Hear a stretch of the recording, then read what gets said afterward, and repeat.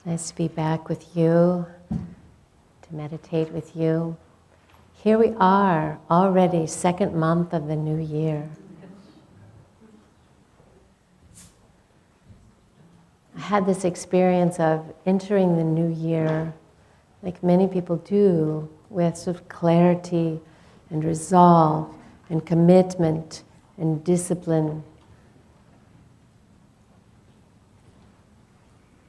And now it's February. So I thought of the poem by Rumi. Come, come, whoever you are, wanderer, worshipper, lover of leaving, come, still come. Ours is not a caravan of despair. So as I began my new year, I had so many wonderful possibilities opening to me, which I was thoroughly enjoying and have been thoroughly enjoying. But I found that I became concerned about too many things. Did that ever happen to you? I became concerned about too many things that were not the most important things. And I was having a little trouble sleeping because my mind was thinking about those things. There's another Sufi sage, Attar, who wrote, "You've lost yourself. Seek the secret of your heart."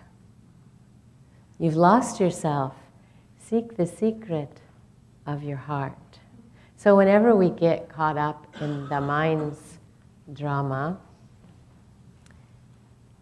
we have lost ourself, right? The self doesn't get lost, but we can lose our connection to the self, to that peace that we were just experiencing in meditation. We can start spinning out. One of the disciplines that I practice on a regular basis, and I study in the morning and meditate and pray, but also write in a journal a little bit every day. And in the journal, I track what's going on, what I'm concerning myself with, what's going on, what my inspirations are.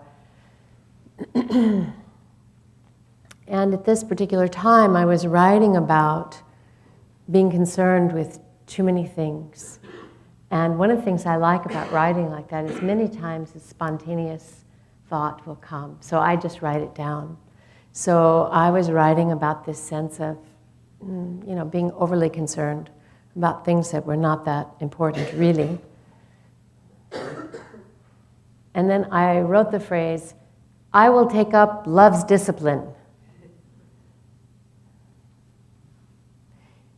which was lovely, but then I had to think about, well, what is that?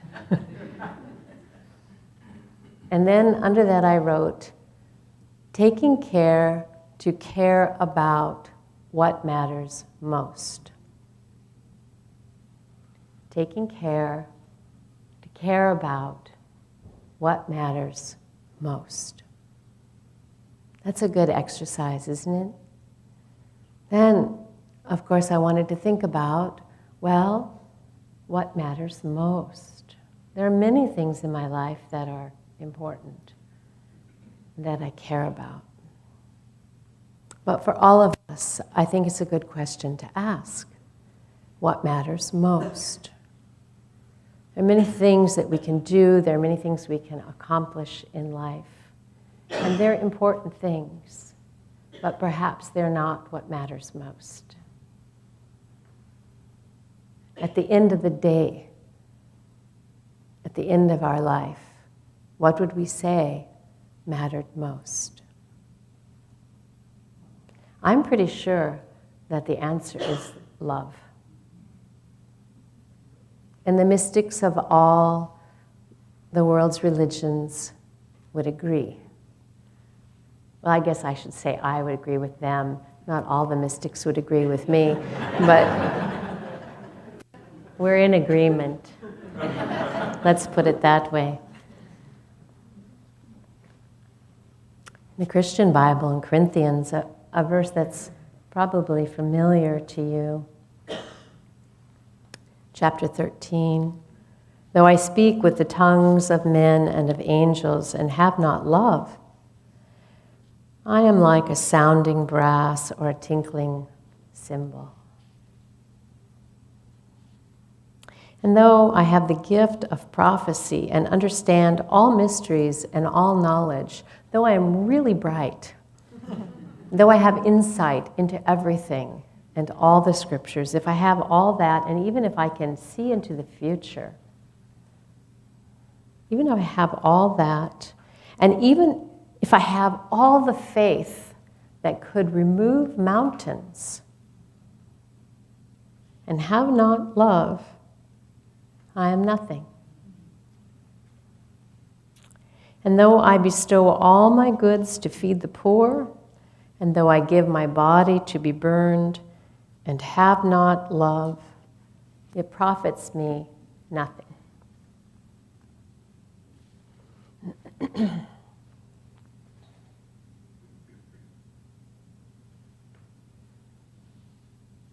So when we look at what matters most,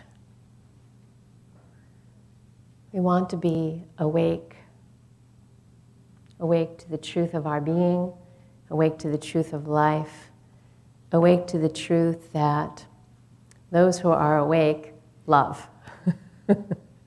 Those two are hand in hand. And Jesus said it this way, whoever does not love does not know God. Whoever does not love does not know God, for God is love.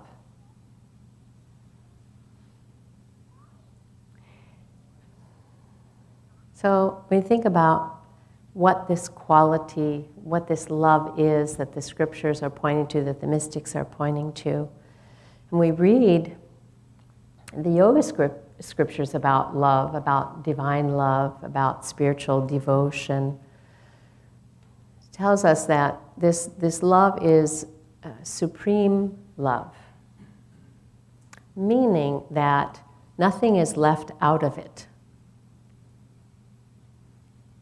It's not divided up.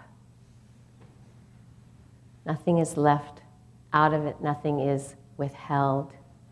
And it is described that when we experience this supreme love, which is divine love, its nature is peace. Its nature is peace. Now, why is that? Why would the nature of supreme love be peace? Because the teachings tell us, and we can experience for ourselves, because this love is without desire.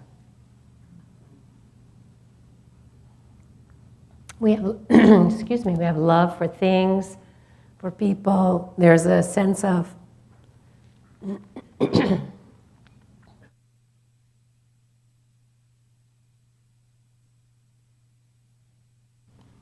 I, me, and mine, what I want,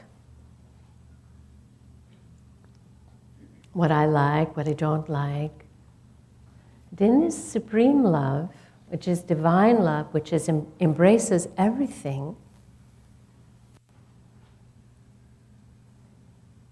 what comes with that is peace.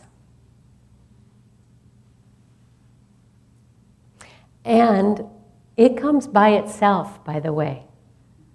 So, when we stand at the trailhead of the path of divine love, I think we rightfully ask, well, what am I supposed to do? How do I do this? How do I love in a divine way? How do I love God, which is something I can't see, something I can't perceive with my senses?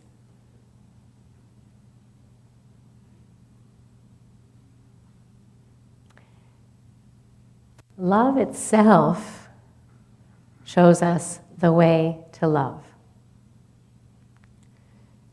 If we have the willingness to open our hearts, ask to be shown the way of divine love, it shows us.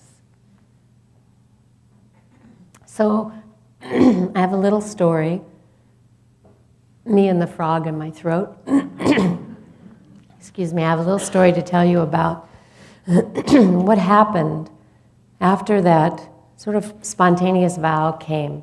Like, okay, I'm going to not lose myself, not be so overly concerned about too many things. I'm going to take up love's discipline. So there was nothing that happened that I was aware of in that moment, but maybe a couple of nights after that, I was once again woke in the middle of the night. So I thought, well, this is the best time to pray. I'll pray.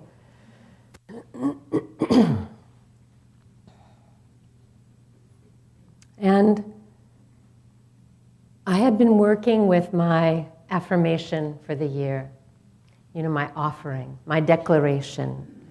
I am. I am willing to love all and serve all. I am a divine instrument. Fill in the blanks. I am. But it hadn't come exactly right. I had been trying on several I am shoes, and none of them were quite right. So maybe 1 o'clock, 2 o'clock in the morning when I woke up, I thought, I was in that kind of in-between state, not fully awake, not asleep. I thought, this is the place. I will just pray, I am, and it will come. Nothing came but more insomnia.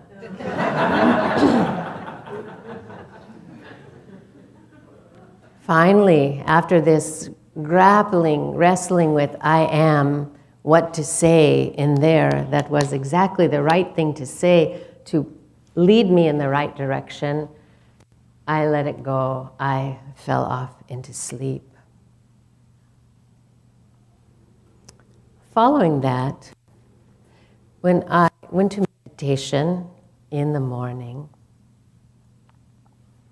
I had my time of prayer and meditation. And after meditation, I thought, well, I'll just go back to it. It's unresolved, and February is getting close, and I need to know who I am and what I'm up to. So I began to simply pray, just try to fill in the blank, I am, and trying different things. Nothing. So the inspiration came, and I simply prayed. I said, all of this I am trying to figure out. I will just ask you who I am.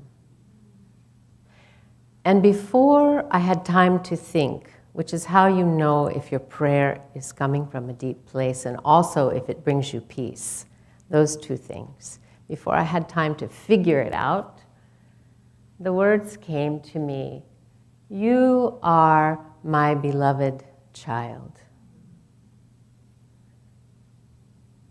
And such peace came that was unsurpassed, because it was no more about desiring anything, no more about wanting anything.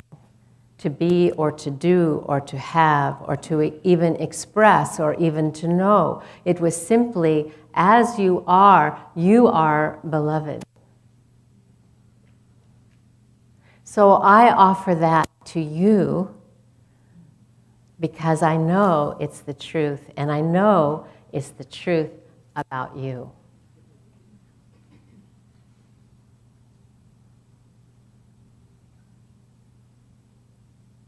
You are beloved.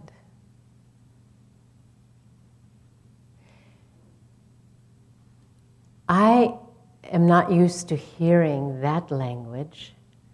I wouldn't necessarily say it to myself. I'm a little more comfortable with the wisdom path, which says, you are an emanation of the one reality, which is the same truth, but without the heart, without that felt sense of the beautiful truth of what we are.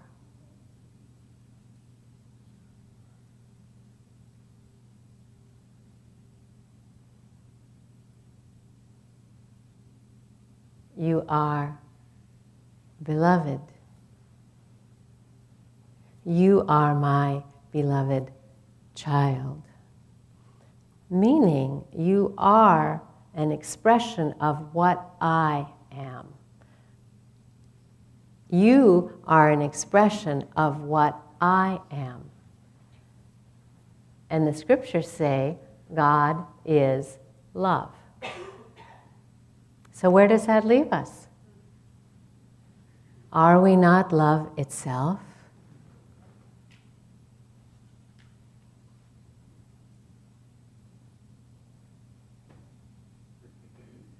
And knowing that supreme love brings peace.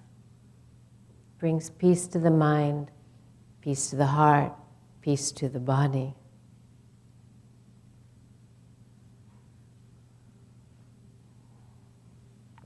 So I decided I would share this love's discipline with you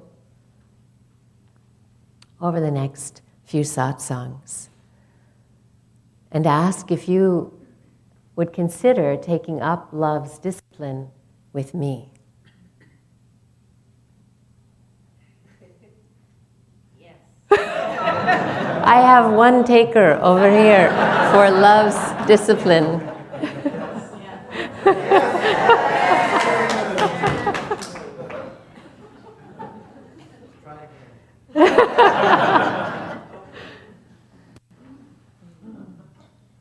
So this first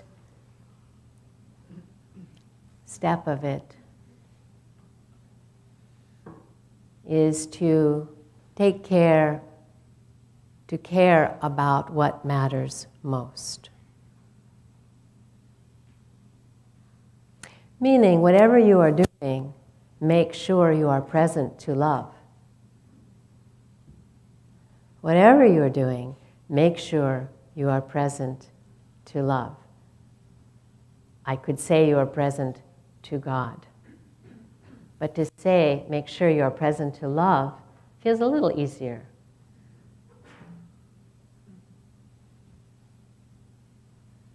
Because we already have that in our hearts. So when I think of love's discipline, I think of these 4 things. To concern ourselves with what matters most, to not lose track of that in the whirlwind of activity. And then to stay open to revelation, because love will reveal itself to you. You have to come back to the next satsang. This is an arc. Stay open to revelation. And the third part of the discipline, I would say, is make friends with forgiveness. Because with supreme love, nothing is left out. So that is, of course, forgiving others, but also forgiving ourselves. learning how to do that and why it's important. And the fourth step is to tend your heart with remembrance of God. Tend your heart with remembrance of God.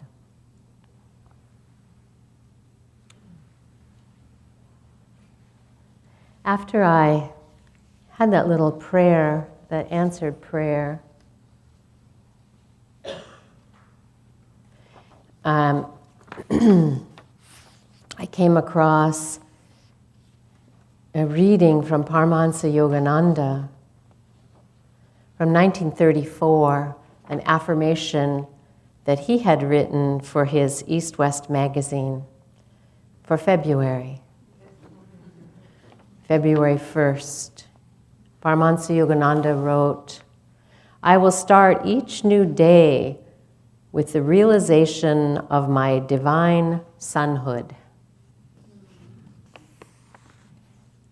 I will start each new day with the realization of my divine sonhood. So, what I mean by love showing itself to you, if you have a revelation that says, "You are my beloved child," the natural thing the mind would do is say, "What?" When the ego self gets a hold of it, "What? What are you thinking?" "Well, I wasn't thinking. That's how I got the blessing." But just to make sure that you get the blessing, life will send something else. Like a meditation from 1934 from Paramahansa Yogananda, who said the same thing, that every day he would start his day with the realization that he is a beloved child of God. So I want to think a little bit about how different our day might be if we were willing to start our day with that realization, that we are a beloved child of God, and that in fact we are love itself. Can you think about that and how it might just change the tone of your day, the quality of your day, the quality of your interactions? Wouldn't it imbue your day with peace right from the start? Get you off the treadmill of trying to become someone when already you are that which you're looking everywhere to try to find. What a beautiful practice.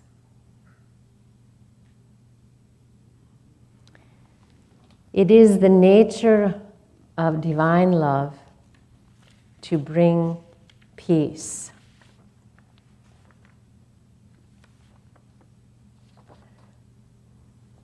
Well, maybe I'll read a couple of things to you.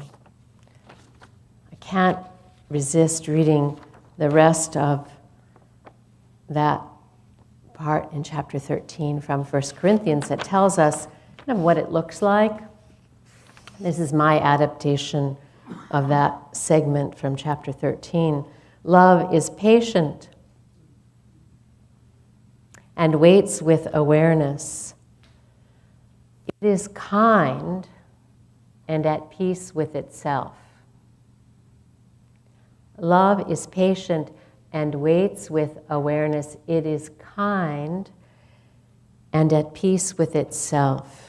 It does not recognize a separate self. Therefore, envy does not exist in love, nor pride, nor acting out or self-seeking. See, all that comes from the ego sense, right? But being established in higher truth, in divine love, we are freed from that. There's no need for it because we already feel connected. So we don't need to have envy or pride or acting out or trying to get our own way because we feel whole to begin with. Are you following me? Yes. Love cannot be angered. It sees through the illusion of evil, fights no battles, and celebrates the truth of life. Love is awake. Love rejects nothing and holds all possibility within it. Love is the compassionate awareness that returns us to the eternal source. Love bears all things, believes all things, hopes all things, endures all things. Love never fails. Now, I just want to conclude with, the first part of this that says love is patient. As we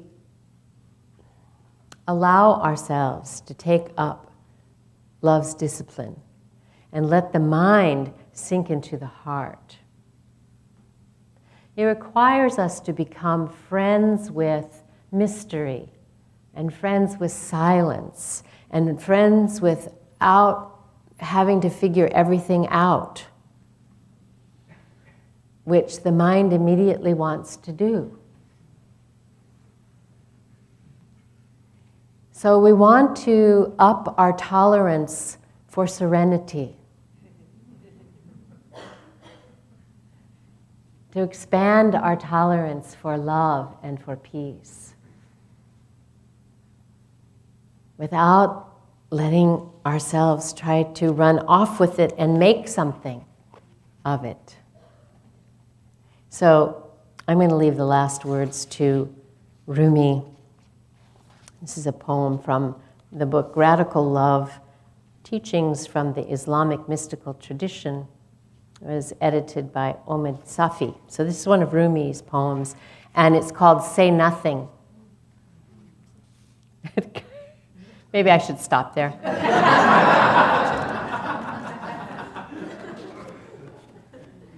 I serve that moon-like beauty. I serve that moon-like beauty. Say nothing to me unless it's about her. Speak nothing of sorrow. Speak nothing other than sorrow. Last night, I became love-crazed. Love saw me and said, I've come. Don't shout. Say nothing.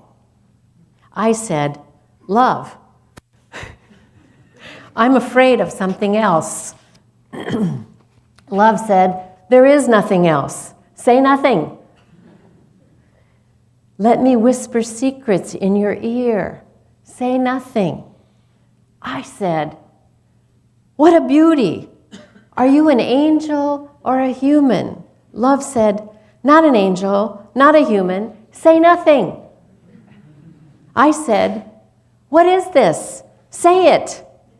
Love said, stay like this. Say nothing. I said, my heart, isn't this God's quality?